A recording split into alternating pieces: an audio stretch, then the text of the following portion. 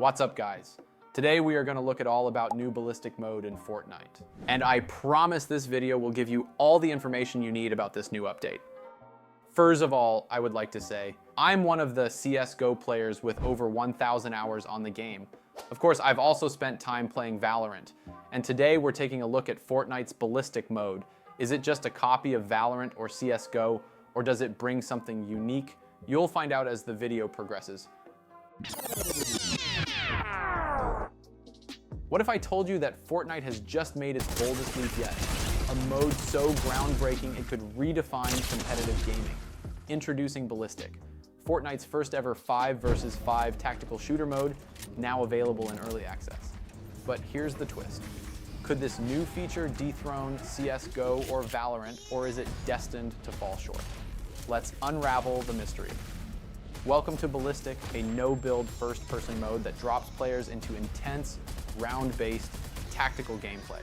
Launched on December 11th, this edition has shaken up the Fortnite landscape, offering something entirely different from the Battle Royale experience we've come to know. It's not just another mode, it's an evolution.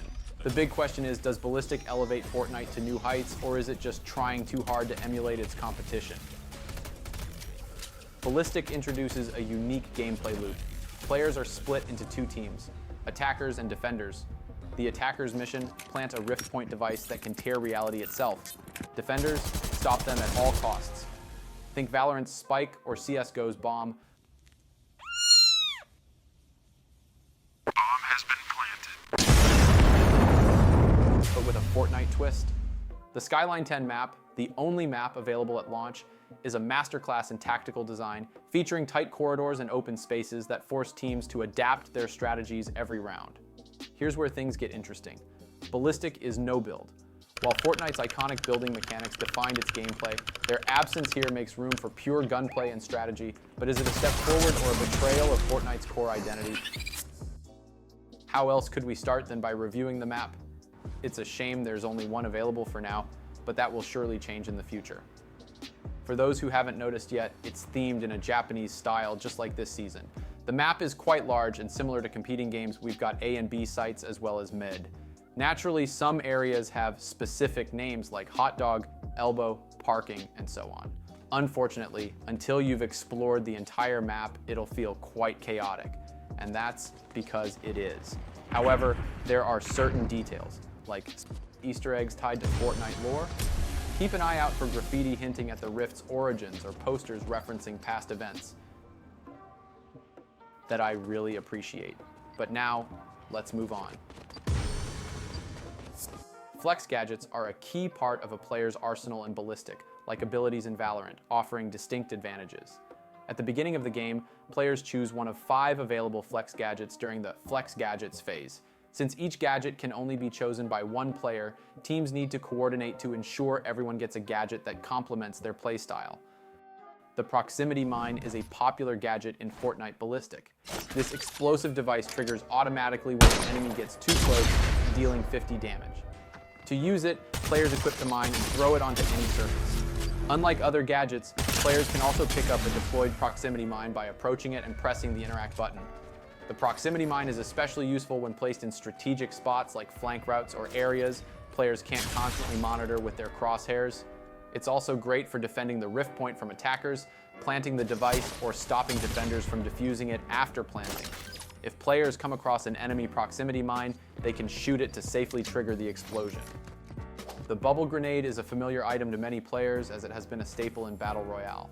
When thrown, it creates a force field bubble that acts as a barricade, blocking incoming fire while it's active. The bubble grenade is great mobile cover, perfect for quickly avoiding damage or shielding teammates. It's especially useful when planting or defusing the rift point device, offering protection from distant shots. While players can't shoot through the bubble, they can peek around its edges to fire at enemies, though this exposes them to potential damage. The recon grenade is more about gathering intel than dealing damage or providing cover. When thrown, it emits a pulse upon hitting a surface, revealing any enemies within its radius to the entire team with live ping. The recon grenade is great for locating enemies when audio cues or teammate callouts fall short. It's especially useful for checking around corners where enemies may be hiding, or for revealing groups of opponents early in the game.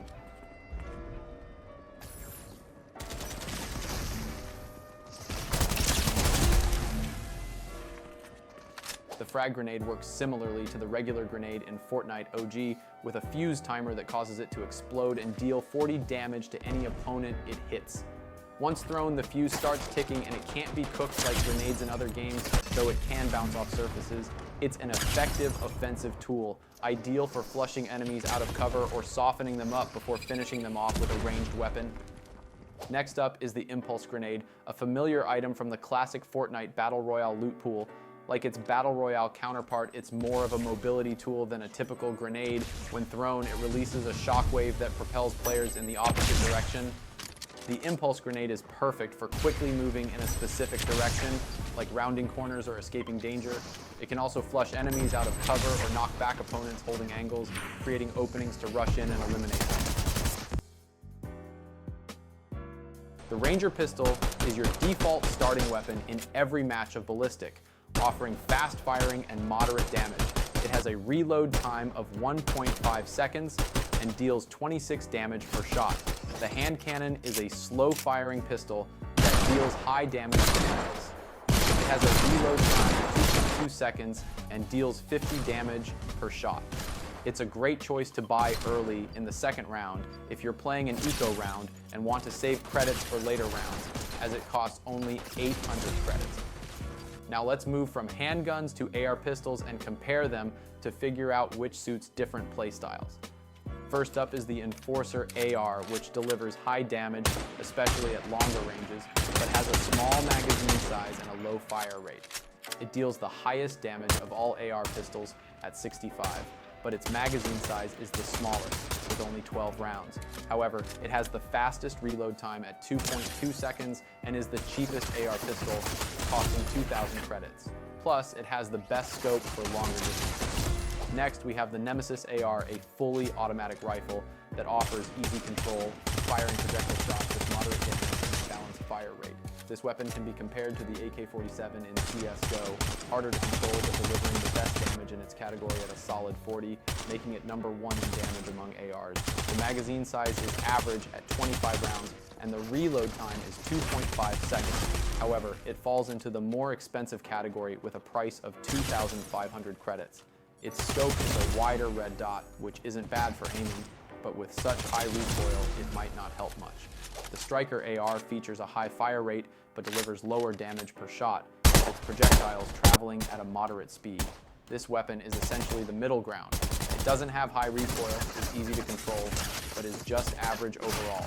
Its damage is 39, with a magazine size of 30 and a reload time of 2 seconds. It's also more expensive, priced at 2,500 credits. Which weapon suits whom? The Enforcer AR is great for players who prefer to stay hidden and engage at longer distances without the hassle of sniper rifles due to their long reload times. It's perfect for those who enjoy more tactical, slower-paced action. The Nemesis AR is better suited for more experienced players or those who like to dive into the fray, taking risks and fighting up close with high recoil. Lastly, the Striker AR is ideal for those who find neither of the previous options to their liking. It's a solid choice for players who want something balanced but don't necessarily fit the playstyle of the Enforcer or Nemesis AR. Of course, this is just my personal opinion. Everyone should try them out to find what works best for them. Two weapons you might not use as often, the Hyper SMG and the Thunderburst SMG. Between these two, I'd recommend the Thunderburst SMG. While it has a slower reload time and a smaller magazine, it deals slightly more damage and is more accurate. It also has a better scope, and most importantly, as a transitional weapon, it costs less, allowing you to save credits for a better AR later on. Shotguns are high-risk, high-reward weapons that require precision, but offer significant payoff, as just a few well-placed shots can eliminate an enemy in this mode. Players can choose between two distinct shotguns. Here's a breakdown. The Hammer Pump Shotgun is a reliable pump-action shotgun known for its consistent single-shot damage and excellent hip-fire accuracy. However, it has a limited magazine size. It's also more affordable compared to the other option. The Frenzy Auto Shotgun is a fast-firing automatic shotgun that excels in close-range combat, delivering high damage quickly. However, it has a long reload time, making it less versatile in prolonged engagement. Choose the one that best fits your playstyle, whether you prefer the reliability of a pump action or the rapid fire potential of an auto shotgun. Now, let's talk about my favorite weapon as a player who loves the AWP in CSGO. Introducing the Reaper Sniper Rifle, a powerful bolt-action sniper that deals 150 damage per shot. It boasts high damage in a 3-bullet magazine, but its slow rate of fire balances this power. Its biggest downside is the hefty price tag of 5,000 credits. Finally, we have the grenades and armor. Give you an extra 50 HP or hit points, providing some additional protection. As for the grenades, there are only two, the smoke and the flash. Honestly, they don't seem that great to me. Both have effects that last too long for my liking, which makes them overpowered in some situations. Power! Like this freaking sword.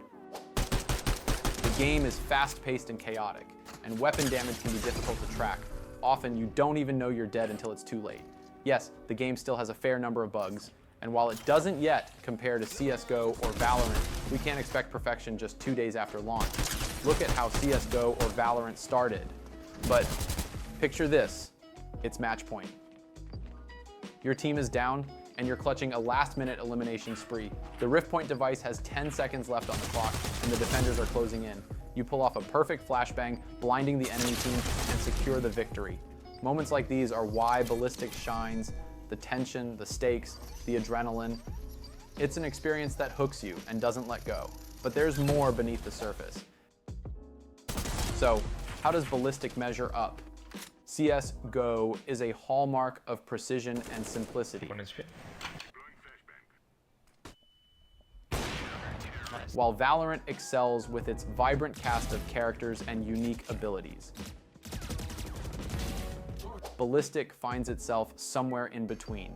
It lacks Valorant's agent-driven gameplay, but compensates with Fortnite's charm and creativity. The credit system feels reminiscent of CSGO, but the addition of flex gadgets adds a fresh dynamic. One area where Ballistic excels is accessibility. It's available on all Fortnite-supported platforms, making it easier for casual and competitive players alike to dive in. However, critics might argue that its single map launch and reliance on updates could hinder its longevity. Ballistic is more than just a new mode. It's a bold experiment. It addresses a gap in Fortnite's gameplay portfolio, offering something fresh for players burned out on Battle Royale. While it's not perfect, its blend of tactical gameplay and Fortnite's signature style shows promise. With more maps, weapons, and gadgets in the pipeline, the mode's future is bright. Personally, I believe Epic has a lot of exciting things planned for us in the future. The development of this mode is one of those things, and I can't wait to see how it evolves with each season, what new features will be added, and how the overall gameplay will improve. What do you think about Ballistic? Is it Fortnite's answer to CSGO and Valorant, or does it still have a long way to go? Drop your thoughts in the comments, and don't forget to like and subscribe for more deep dives into the gaming world. Want to learn about other major updates in Fortnite? Check out our video on Chapter 6's new Demon Hunters theme. You won't want to miss it.